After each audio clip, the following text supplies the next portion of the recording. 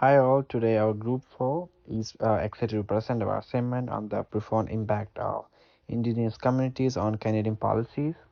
So our group members are Tim Hawk, Christo Kodiyatttu Joy, Milan Sunil, Reyon Benadict, and then Danielle Van Eeden.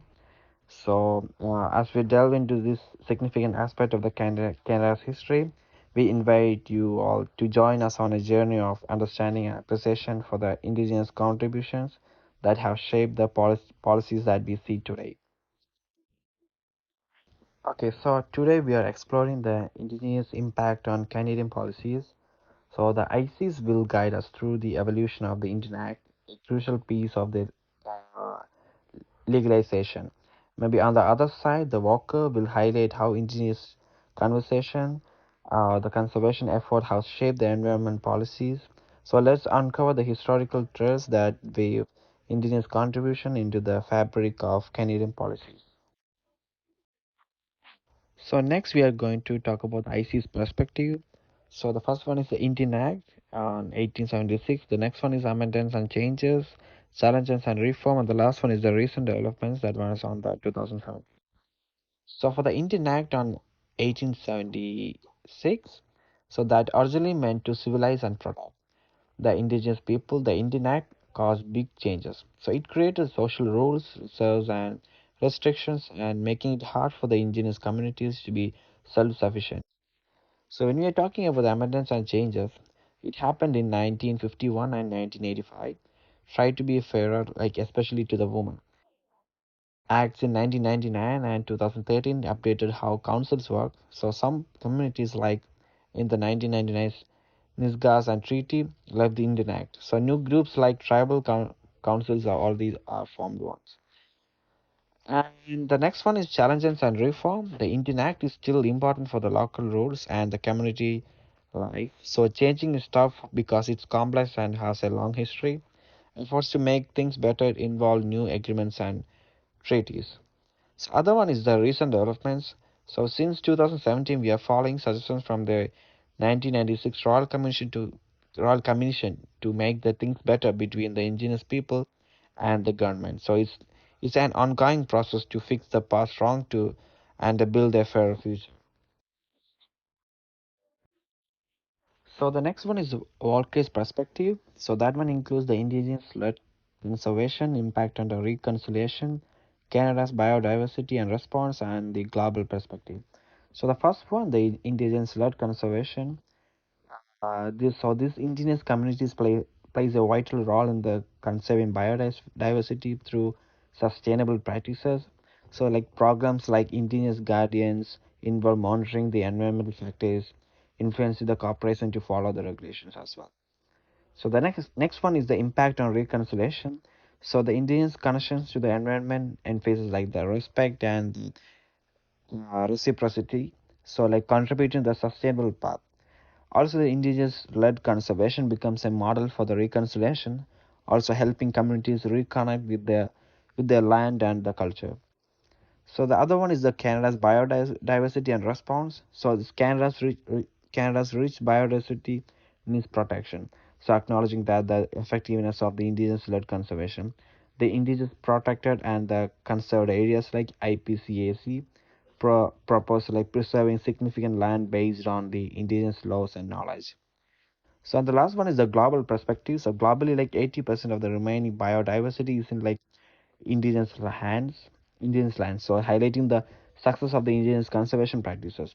So this one like underscores the importance of the recognizing and supporting indigenous-led efforts on the global scale. So the next one we are looking on the historical overview. So the indigenous people in Canada have significantly shaped the policies through legal and environmental efforts. The journey of the Indian Act reveals a complex history of assimilation, amendments, and ongoing attempts to overcome its limitations. So basically, like the indigenous-led conservation initiative showcase a holistic approach to the environmental policies, prioritizing the indigenous knowledge in the sustainable resource management.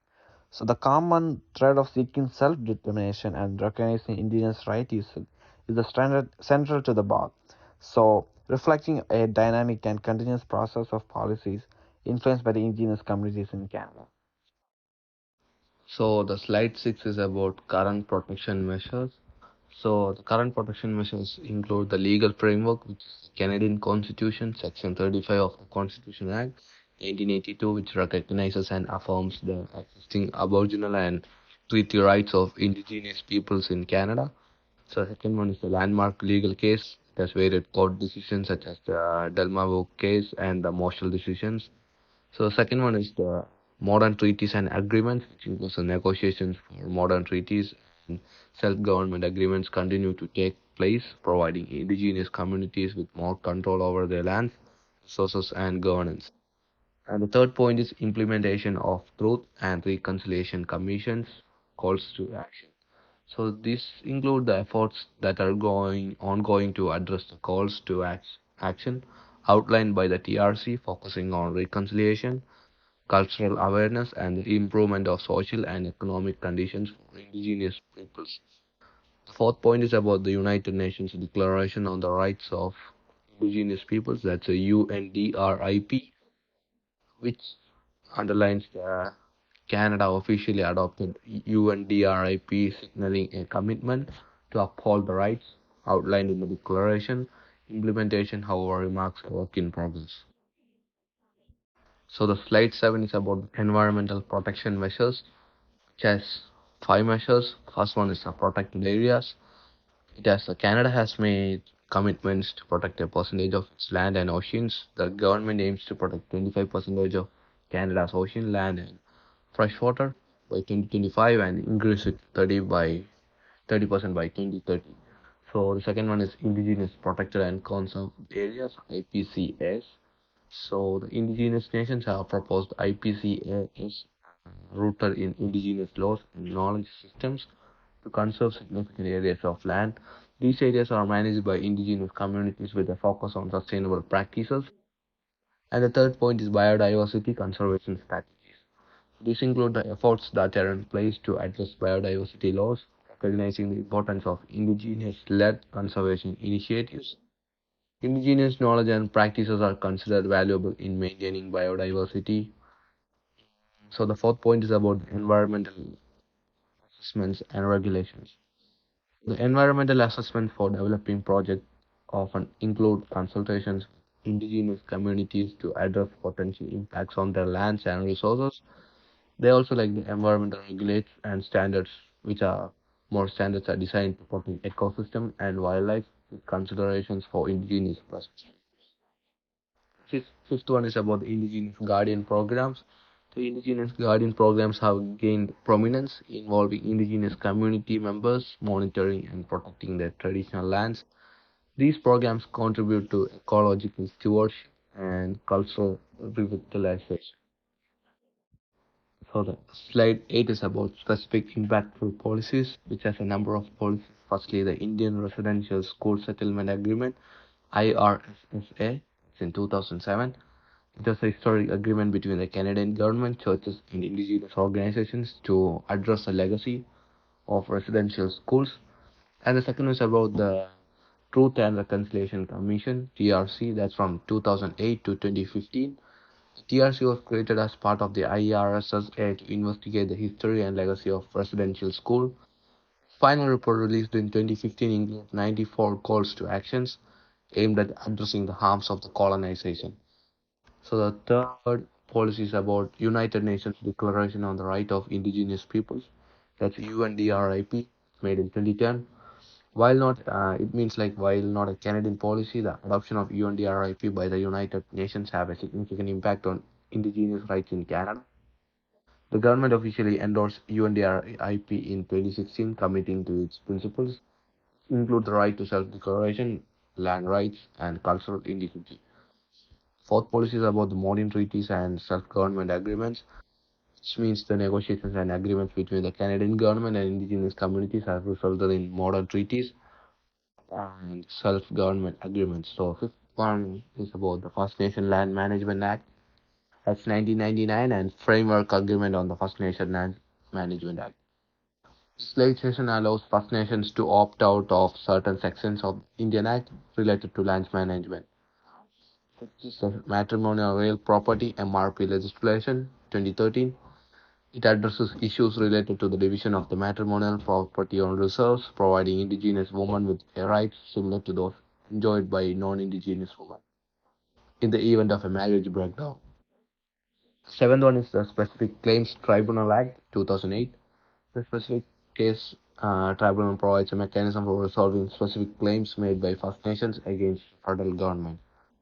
So the eighth one is the self-governing agreement. Agreements like the Nunavut Land Claims Agreement established a framework for self-governance and land ownership for the Inuit of the Nunavut. And the last and the final one is the ninth one. It's the First Nations Fiscal Management Act made in 2005. This legislation provides First Nations with the tool and capacity to manage their finances independently, establishes institutions like the First Nations Financial Management Board, First Nations Finance Authority, and the First Nation Tax Commission. So the ninth slide is about the Indigenous policy advocacy. So the Indigenous people have made an impact with policies in Canada. The primary way Indigenous people are considered within Canadian legislation is through the Indian Act. The Indian Act is legislation that is over a century old and carries effects into the current day despite not necessarily reflecting the needs of First Nations people.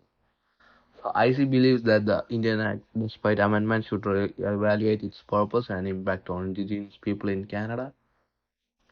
So the Act was passed in 1976 in aims to civilize and protect Indigenous people. The Act tried to restructure Indigenous society to fit European ideologies. So the main ideas were to change social structures, impose Indian reserves, Indian bands, need permission to leave Indian reserves, lawyers prohibited from receiving funds on cases involving Indian land, remove Indians living on reserves from economic sphere, therefore reserves unable to self-sufficient, reserves as unsuitable land for agriculture or development, categorize indigenous people based on registration, status Indians. So within the last 140 years, there has been amendments, but the purpose of the act has not changed.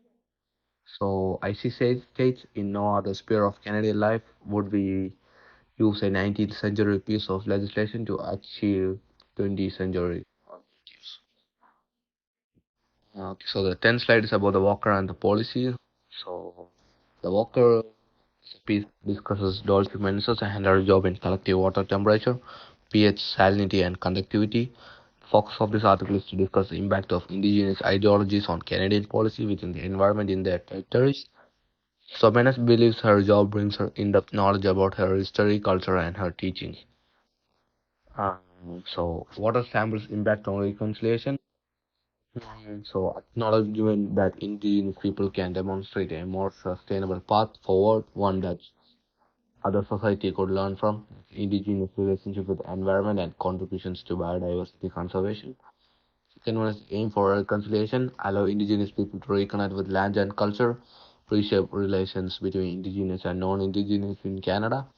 Third one is Canada's biodiversity, 28% of world's boreal forest, 25% of global temperate forests, 80,000 species, 25% of plants wetlands, 20% surface freshwater, and the last one is the world's longest coastline. So the world impact mainly has habitat loss and degradation, overexploitation, pollution, climate change, 20% of species at risk of come level of extinction. Second one, the next one is the Canada response to biodiversity. Like 12.7% of Canada's land and 9.1% of oceans are classed as protected. Federal government protecting 25% of Canada's ocean, land and freshwater by 2025, working towards protecting 30% by 2030. According to indigenous and non-indigenous experts alike, these targets won't be reached without recognizing the effectiveness of indigenous conservation initiatives. So we have to more than double the national network of these areas to meet our target by 2013, says Valerie Cotois. And the next one is the indigenous protection models. Not new and inspire means of protecting Canadian parks and wilderness. Recognition of indigenous forest practices is fairly recent. On average in Canada, when indigenous peoples are holding the pen, we see simpler protection of the landscape. And the proposals where First Nations have proposed indigenous protected and conserved areas, rapid growth of indigenous guardian programs. Guardians programs are vital in connecting youth and elders. Guidance is a job. Be who you are fully, embrace your values and approaches, and be part of the modern orange economy, says Tortoise. And the next one is the effectiveness of indigenous-led conservation. So one 2019 study found indigenous managed lands in Canada, Australia, and Brazil were slightly richer in birds, mammals, and amphibians protected areas. Globally, indigenous lands make up around 20% of Earth's territory, yet hold 80% of remaining biodiversity. The main ideas of the article is government continue to have two-phased approach to environmental law and policy making, perpetuating the status quo while throwing out some positive sounding breadcrumbs here and there. The global biodiversity framework made small steps forward by recognizing and respecting the rights of indigenous peoples. So the slide 11 is about indigenous struggle for policies. The indigenous people have been through many things like getting their homes terrorized, getting their land stolen from them, getting colonized, getting their practices, culture taken away from them, etc. So because of this unfortunate event, they had to do something about it, and the best thing they can do is fight. They fought for their policies by protesting, taking legal actions, and even negotiating. After a long time of fighting for rights and policies in 1982, the federal government finally enshrined that Indigenous people have their right and policies set in Section 85 of the Canadian Constitution.